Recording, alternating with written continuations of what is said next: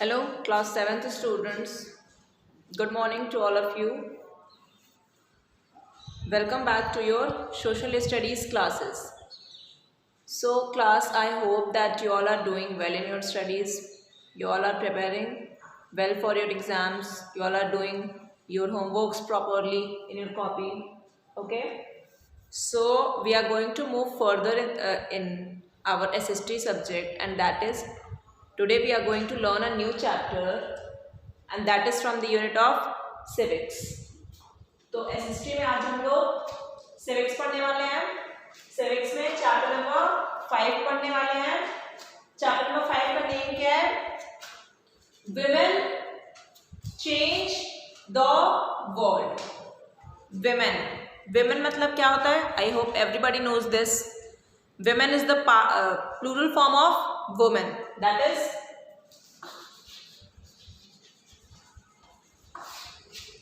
Women. ठीक है ना? वुमेन हम लोग ऐसे लिखते हैं WOMAN। इसका मतलब क्या होता है? कोई भी औरत, ठीक है, एक लेडी, एक औरत, जिसको हम लोग इंग्लिश में वुमेन कहते हैं। लेकिन अगर हम लोग ढेर सारी औरतों की बात करते हैं, अ ग्रुप ऑफ लेडीज की बात करते हैं, तो उसी को हम लोग प्लूरल फॉर्मेट में क्या कहते हैं? Women. See WOMEN, this is pronounced as women.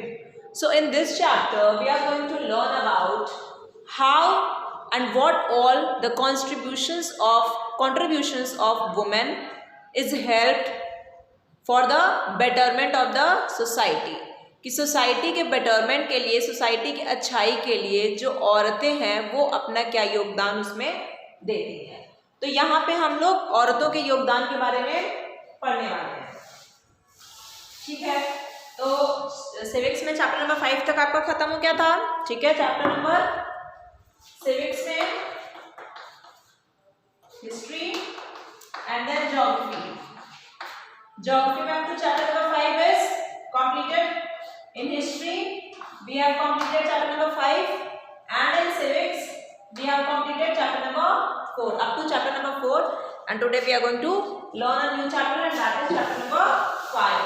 Okay, so first of all everyone should open the book and come to page number 323।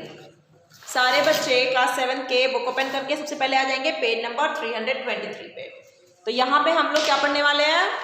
About the contributions of women which they have given for the betterment of this society.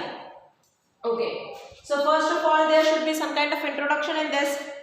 So we are going to first of all understand that what all we have to study in this chapter। हम लोग सबसे पहले ये देखेंगे कि हम लोगों को इस चैप्टर में पढ़ना क्या है। तो इन फोकस में क्या लिखा है आपका? Lack of opportunities and rigid expectations. क्या है? Lack of opportunities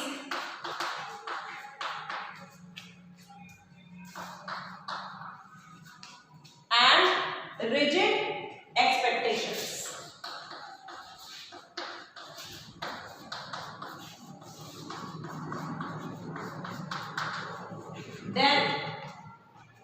Then we are going to study learning for change।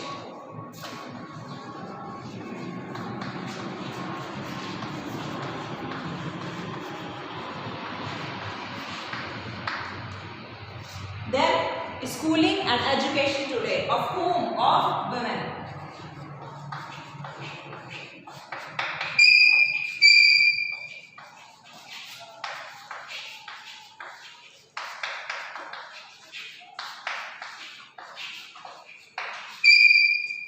Okay, then at last we are going to study about we are going to get our knowledge about lack of facilities।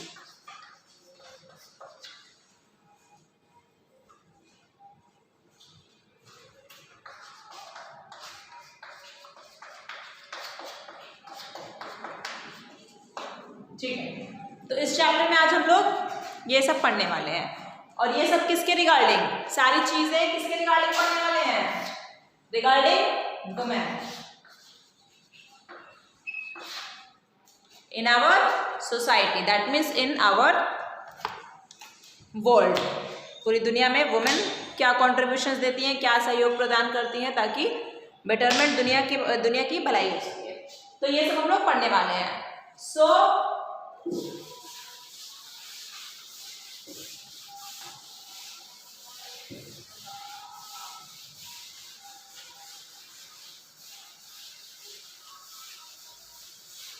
चलो आ जाओ सब, page number 323 पे सवाल है। Good.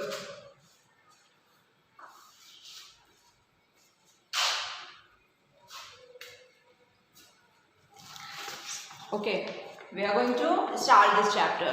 So in the previous chapter we studied that the work in the home and family done by homemakers is hardly recognized as work. तो chapter number 4 में आपने क्या पढ़ा था कि जो हम लोग घर पे काम करते हैं या फिर कोई भी डोमेस्टिक वर्कर है अगर वो घरों का काम करता है तो उसे हम लोग काम नहीं मानते हैं। हमें ये लगता है कि काम वो होता है जो हम लोग ऑफिस में जा करके ऑफिस वर्क करते हैं फॉर परमानेंट ड्यूरेशन, कि आपको 8 घंटे की नौकरी दे दी गई है, अगर आप वो काम कर रहे हो तो that is work. But if you are doing work at your home and that too unlimited hours, आप घंटों काम कर रहे हो घर पे, उसका कोई गिनती भी नहीं है कि हाँ भाई आप 11 घंटे कर रहे हो, 12 घंटे कर रहे हो, आप दिन भर काम कर रहे हो, रात भर भी काम कर रहे हो, तो भी उसे हम लोग वर्क काम नहीं मानते हैं।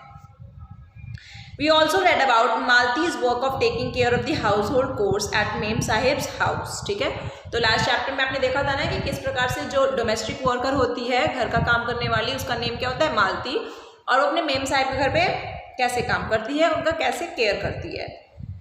चलो, though it was quite strenuous, she was not given the credit she deserved. Her work was not valued even a little. Household work and taking care of the young and the elderly are extremely time consuming and exhausting tasks. सबको पता है कि घर का काम जो होता है और छोटे बच्चों की देखभाल करना या फिर बड़े बुजुर्गों का देखभाल करना, ये क्या है, बहुत ज़्यादा समय लेता है अपने अंदर। ठीक है, एक्सट्रीमली टाइम कंज्यूमिंग वर्क होता है ये, एंड आपको क्या करता है, ये आपको थका देता है। दैट मीन्स आपको बहुत ज़्यादा मेहनत करना पड़ता है। That is very hard work. There are no specific hours for this kind of work. It goes on and on endlessly. और इसलिए हम लोग ये समझते हैं कि कोई भी स्पेसिफिक आवर, मतलब कि हमारे पास उसके जो काम करने के घंटे हैं वो सुनिश्चित नहीं है कि आप इतने ही देर तक काम करेंगे। आपको कभी भी काम करना पड़ सकता है ना। अब कोई बड़ा बुजुर्ग है घर में, वो कभी भी बीमार पड़ सकता है, तो आपको उसके लिए एक्स्ट्रा आवर्स देने होंगे फॉर हिज केयर। चलो, in this chapter we will explore why some occupations are considered more suitable for men than for women. इस चैप्टर में हम लोग और क्या पढ़ने वाले हैं, हम लोग ये पढ़ने वाले हैं कि कुछ जो काम है वो क्यों आदमी लोगों के लिए ज़्यादा अच्छा है दैन वुमेन। दैट मीन्स उस काम को जो आदमी लोग हैं, मेन लोग हैं, वो लोग किस तरीके से अच्छे तरीके से कर सकते हैं और वुमेन उसको नहीं कर सकती हैं। तो ये भी देखने वाले हैं हम लोग।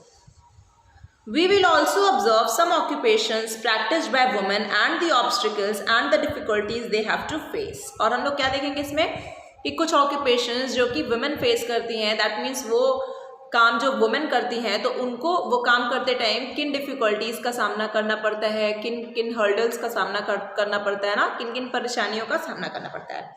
Obstacles मतलब होता है hurdles मतलब परेशानियाँ। चलो, we will also feature the women's movement that challenge discrimination and strove for equality in the present society. अब चैप्टर नंबर 4 में हम लोगों ने क्या पढ़ा था, discrimination between main and women. आप लोगों ने देखा था कि किस प्रकार से भेदभाव हुआ करता था आदमी में और औरत में। लेकिन अब हम लोग इस चैप्टर में क्या पढ़ने वाले हैं, इस चैप्टर में हम लोग ये देखेंगे कि जो भेदभाव था, एग्जिस्ट करता था, उसको किस तरीके से कम किया गया हमारी सोसाइटी में या फिर नेग्लेक्ट किया गया, मतलब ख़त्म किया गया। चलो, अब एज अ केस स्टडी से आप लोग पढ़ोगे कि केस स्टडी के द्वारा ही आप लोग इस चैप्टर को समझोगे। तो चलो, ये केस स्टडी दिया हुआ है। Sumit studies in class 6। ठीक है, सुमित एक लड़का है, वो क्लास 6 में पढ़ता है।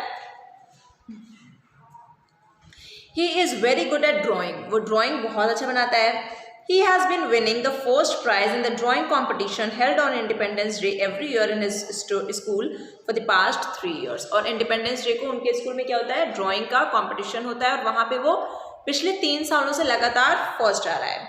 This year, the children were asked to draw pictures of a nurse, a soldier, a teacher, a worker, a doctor and a pilot. इस साल क्या हुआ, फिर से ड्राइंग कंपटीशन हुआ 15 अगस्त को, that is your independence day. फिर बच्चों को क्या कहा गया कि आप लोग किसका ड्राइंग बनाओगे, नर्स का बनाओगे, सोल्जर का बनाओगे, या तो टीचर का बनाओगे, या तो वर्कर का बनाओगे, या तो डॉक्टर का बनाओगे, या फिर एक पायलट का आप लोग बनाओगे। That means the competition will be conducted among these. जो बच्चे हैं उनके बीच में कॉम्पिटिशन इन्हीं ड्राइंग्स को बना करके होना है। As expected Sumit drew beautifully and won the first prize again. और सुमित से सबकी एक्सपेक्टेशंस थी क्योंकि वो लास्ट 3 ईयर से लगातार जीत रहा था प्राइज, पुरस्कार हमेशा से वो 3 साल से, पिछले 3 साल से लगातार जीत रहा था। तो इस साल भी क्या हुआ, उसने बहुत अच्छे से ड्राइंग बनाई and he got the first prize, he stood first. All the 50 participants drew male and female images for each category. और जो अदर 50 पार्टिसिपेंट्स थे इंक्लूडिंग सुमित भी उसमें से एक था, उन्होंने जो फीमेल्स और मेल्स के जो ड्राइंग बनाई थी वो उनमें कुछ अलग ही फीचर था। The total of male and female images has been given separately in the following table. अब यहाँ पे जो पेज नंबर 324 पे आपका टेबल दिया गया है, इस टेबल में आपको ये बताया जाएगा कि जो बच्चों ने जिस तरीके से मेल के जो फिगर्स बनाए और जो फीमेल्स के फिगर्स बनाए उनको यहाँ पे आपको दिया गया है। तो देखो पहले तो पिक्चर देख लीजिए। Sumit with the first prize, he won at the drawing competition held in school. Sumit है, ये फर्स्ट प्राइज जीत गए हैं। देखिए अब पिक्चर्स ड्रॉन बाय सुमित। अब पिक्चर कौन कौन से बनाया सुमित ने, ये देखिए, ये नर्स हैं, okay, he is a soldier, then the third one is the I think a teacher, and then the fourth one is the worker, then the fifth one is a doctor and the sixth one is a pilot. Okay, we will learn on the basis of the table shown above answer on the following questions. तो देखिए पहले तो table देखिए male images और female images. अब nurse में जो mail images बनाई गई वो 0, मतलब कोई भी, इसका क्या संकेत है, ये आपको क्या शो कर रहा है, ये फिगर्स के द्वारा आपको क्या समझ में आ रहा है कि बच्चों के दिमाग में ये है कि कोई भी मैन, दैट मीन्स कोई भी पुरुष जो है वो नर्स का काम नहीं कर सकता है, वो नर्स नहीं बन सकता है। इसलिए उन्होंने मेल इमेजेस में नर्स का क्या बना दिया, 0 बना दिया, कोई भी मेल इमेज को नहीं बनाया। बट इसमें क्या किया, फीमेल इमेजेस में उसने 50 बना दिया। दैट मीन्स अगर 50 नर्सें हैं तो वो सारी की सारी लेडीज़ ही होंगी। उसी तरीके से देखो सोल्जर्स में क्या किया, मेल इमेजेस में 50 बना दिया लेकिन फीमेल इमेजेस में 0 हो गया। दैट मीन्स कि कोई भी औरत सोल्जर नहीं बन सकती है, बच्चों के दिमाग में है ये। टीचर में देखो मेल टीचर्स को 15 बनाया है और फीमेल टीचर्स को 35 बना दिया। दैट मीन्स इनको ये लगता है कि हाँ टीचर्स जो होती हैं ज़्यादातर लेडीज़ होती हैं और मेल भी होते हैं, मेन भी होते हैं टीचर्स, बट वो थोड़ा कम होते हैं in comparison to the women. Workers को देखिए 45 बना दिया मेल में और 5 बना दिया फीमेल में, मतलब बच्चों को ये लगता है कि जो वर्कर्स होते हैं वो ज़्यादातर मेल होते हैं। डॉक्टर्स में आ जाइए 30 बना दिया मेल को, 20 बना दिया फीमेल को, ठीक है। पायलट में 42 मेल को और फीमेल को 8, पायलट भी ज़्यादातर मेल बनते हैं, बच्चों को ऐसा लगता है। चलिए on the basis of the table shown above answer the following questions. In which occupations do main dominate. तो मेन जो हैं वो कौन कौन से ऑक्यूपेशंस में सबसे ज़्यादा संख्या में है, इसका आपको यहाँ पे उत्तर लिखना है। आप लोग इसको एक काम करोगे, जितना भी यहाँ क्वेश्चंस दिया गया है 4 क्वेश्चंस फिल करोगे, आप इसको फोटो क्लिक करोगे और इसी वीडियो के जो कमेंट सेक्शन है वहाँ पे पोस्ट कर दोगे ले जा करके, ताकि मुझे पता चलेगा कि आप लोग कितनी पढ़ाई कर रहे हो, क्या कर रहे हो घर में, ठीक है। सब लोग करेंगे, everyone of you will do the homework, class 7th A, B and C, okay. As far as the job of nursing is concerned, all the participants drew female images. Why? जहाँ तक कि अगर हम लोग नर्सिंग की बात करें तो सारे पार्टिसिपेंट्स ने कौन से फीमेल इमेजेस ही बनाए नर्स के, है ना। ऐसा क्यों किया, अभी हमने आप लोगों को बताया आंसर, आप लोग इसको लिखोगे और हमें पोस्ट करोगे। Why were there no female images of soldiers? Soldiers की कोई भी फीमेल इमेजेस क्यों नहीं थे? Are there more images of male doctors than female doctors? If yes, why? क्या मेल डॉक्टर्स के इमेजेस ज़्यादा हैं फीमेल डॉक्टर्स के? तो यस ऑब्वियसली दिख रहा है, डॉक्टर के 30 इमेजेस बनाए हैं, मेल के एंड फीमेल के 20 बनाए। अगर ऐसा है तो ऐसा क्यों है, आप लोग इसको लिख के बताओगे, ठीक है। In case you were one of the participants whose image would you have drawn as female and whose as male, fill in the following table। अगर आप उस ड्राइंग कॉम्पिटिशन में पार्टिसिपेट करते तो आप बताओ कि आप किसका मेल बनाए होते और किस फिगर का फीमेल बनाए होते। Did you know, as per a new study, women executives in the US working in women-led firms earn between 15% to 20% more than men। क्या आपको पता है? Did you know में जानिए। As per a new study, एक new study के मुताबिक women executives in the US, जो वुमेन एग्जीक्यूटिव्स हैं दैट मीन्स एंटरप्रेन्योर्स, बिजनेसमैन, जो कि यूनाइटेड स्टेट्स ऑफ अमेरिका की बात कर रहे हैं हम लोग यहाँ पे। Working in women lead firms, women lead firms मतलब उस फर्म्स को, उस बिजनेस को, उस प्लांट्स को, जो कि उस फैक्ट्रीज को जो कि जिसमें सिर्फ महिला ही क्या कर रही है, प्रतिनिधित्व कर रही है, वही उसकी क्या है, एग्जीक्यूटिव है, उसके अंडर काम करने वाले भी सब फीमेल्स हैं। दैट मीन्स सब फीमेल्स के द्वारा ही उस ऑर्गेनाइजेशन को क्या किया जा रहा है, रन किया जा रहा है, चलाया जा रहा है। तो वहाँ पे जो कमा रही हैं वुमेन, वो 15% to 20% मोर देन मेन कमा रही हैं। दैट मीन्स कि मेन से ज़्यादा सैलरी वहाँ पे वुमेन उठाती हैं, और वो भी कितना, 15 to 20% ज़्यादा सैलरी। ठीक है, तो ये अपने आप में एक रोचक तथ्य है।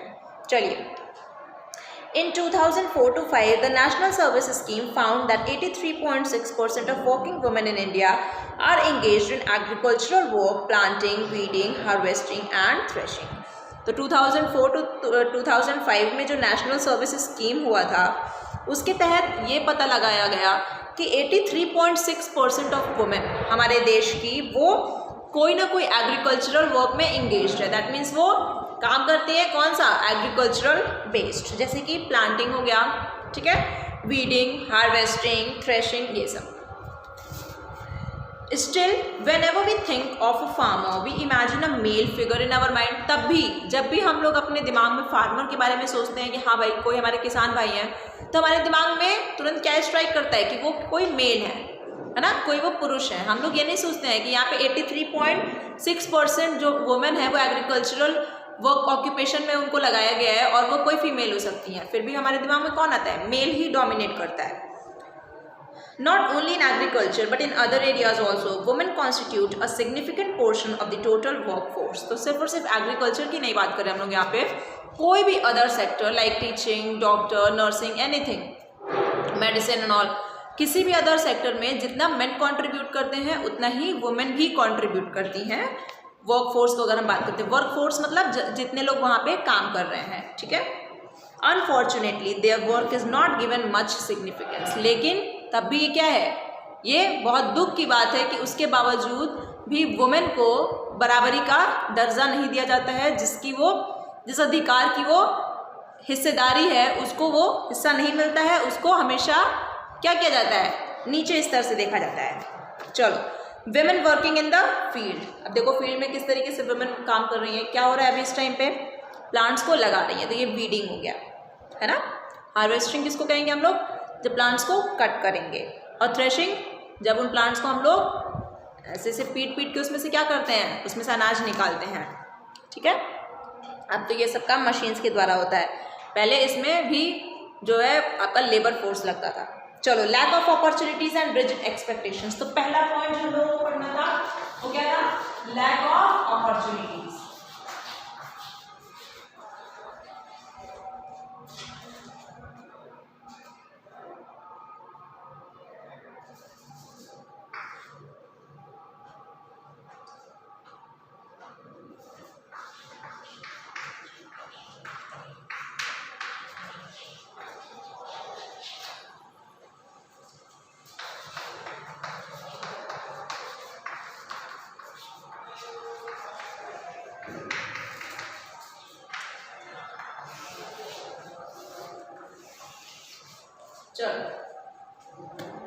नर्सिंग एंड टीचिंग अर्थ, देखो lack of opportunities and rigid expectations का पहले तो मतलब समझो कि क्या होता है, ठीक है। अपॉर्चुनिटीज मतलब होता है हमारे पास जो भी, हाँ, लैक ऑफ अपॉर्चुनिटीज, अपॉर्चुनिटीज मतलब हमारे पास जो भी काम करने का अवसर प्रदान किया जाता है हमें, ठीक है। तो लैक मतलब क्या होता है, कमी, यानी कि वुमेन को क्या है, वुमेन को काम करने का अवसर ही नहीं प्रदान किया जाता है। उनको पहले ही दिमाग में माइंडसेट भरा हुआ है, दिमाग में ये चीज़ गलत मेंटालिटी भरी हुई है कि वुमेन काम नहीं कर सकती हैं। एंड रिजिड एक्सपेक्टेशंस, रिजिड मतलब वेरी स्ट्रिक्ट, एक्सपेक्टेशंस मतलब उम्मीदें। तो हम लोग वुमेन से बहुत ही अलग अलग तरीके की, एकदम बहुत सिवियर टाइप ऑफ उनसे हम लोग उम्मीद रखते हैं। जैसे अब पढ़ेंगे, nursing and teaching are thought to be women's job. हम लोगों को ऐसा लगता है, हमारी सोसाइटी की ये सोच है कि नर्सिंग और टीचिंग हमेशा वुमेन ही कर सकती हैं। This kind of assumption has been held for such a long time because we believe that women are good at only certain jobs like nursing the sick and nurturing babies। हम लोगों की society की सोच ऐसी क्यों है, क्योंकि देखो सोसाइटी कैसे बनता है, हम ही लोगों से तो सोसाइटी बना है। अब अगर हमारी सोसाइटी की सोच ऐसी है तो मतलब हमारी सोच ऐसी है, हमारी सोच में ये है कि जो वुमेन है वो इन दोनों काम को बहुत अच्छे से कर सकती है, जैसे कि केयर कर सकती हैं वो बड़े बुजुर्ग का, तो इसलिए उनको नर्स का काम थमा दिया, बच्चों को वो संभाल सकती हैं तो इसलिए टीचिंग का काम थमा दिया। However, if women are given equal opportunities, they can challenge our preconceived notions by proving their merit in every field. लेकिन अगर हम लोग वुमेन को अगर बराबरी का हक दें, अगर उनको बराबर का अवसर दें, तो वो क्या करेंगी, आपको भी पछाड़ देंगी और वो आगे निकल जाएंगी, वो हर एक फील्ड को अच्छे से संभाल सकती हैं। Look back into history and you will find several examples of such ventures on the part of women as is generally expected only from daring men. अगर आप हिस्ट्री उठा करके देख लोगे, इतिहास देखोगे, तो जो काम सिर्फ और सिर्फ मर्दों से उम्मीद लगाई जाती थी कि हाँ ऐसा डेयरिंग काम, ऐसा हिम्मती भरा काम जो है वो सिर्फ और सिर्फ मर्द कोई कर सकता था, लेकिन उसको वुमेन ने किया है, तो आप क्या हो जाओगे, सरप्राइज हो जाओगे सोच करके कि हाँ भाई आप भी सोचने लगोगे कि वुमेन को भी इक्वल इम्पोर्टेंस देना चाहिए। जैसे Razia Sultan, Chand Bibi and Rani Lakshmibai set examples of outstanding bravery. तो रजिया सुल्तान हो गई, चांद बीबी और रानी लक्ष्मीबाई के बारे में सब लोग जानते हैं। इन्होंने क्या किया, इन्होंने क्या एग्जाम्पल सेट किए वुमेन के लिए कि women can also be brave and daunting in nature. That means women भी क्या हो सकती हैं, बहुत ही बोल्ड एंड ब्रेव हो सकती हैं, हिम्मती हो सकती हैं। And courage, Annie Besant, Sarojini Naidu and Indira Gandhi excelled in their respective fields. ठीक है, एनी बेसेंट हो गई, Sarojini Naidu, they all are related to the politics. And Indira Gandhi जो कि हमारी former prime minister of India भी थी। ठीक है, फॉर्मर मतलब होता है प्रीवियस, जो थी पहले। ठीक है, तो इंदिरा गांधी, ये सब लोगों ने भी क्या किया, एग्जाम्पल सेट किया कि women can also be good in the political field. All such examples indicate that women are no less than man. और ये सारे एग्जाम्पल्स हमें ये इंडिकेट करते हैं, ये बताते हैं कि वुमेन किसी भी, कोई भी औरत किसी भी मर्द से कम नहीं है, उससे आगे ही है। ठीक है बच्चों, तो यहाँ पे आपका ये क्लास खत्म होता है अभी, और इसके आगे हम लोग अब नेक्स्ट क्लास में पढ़ेंगे। Okay class, thank you.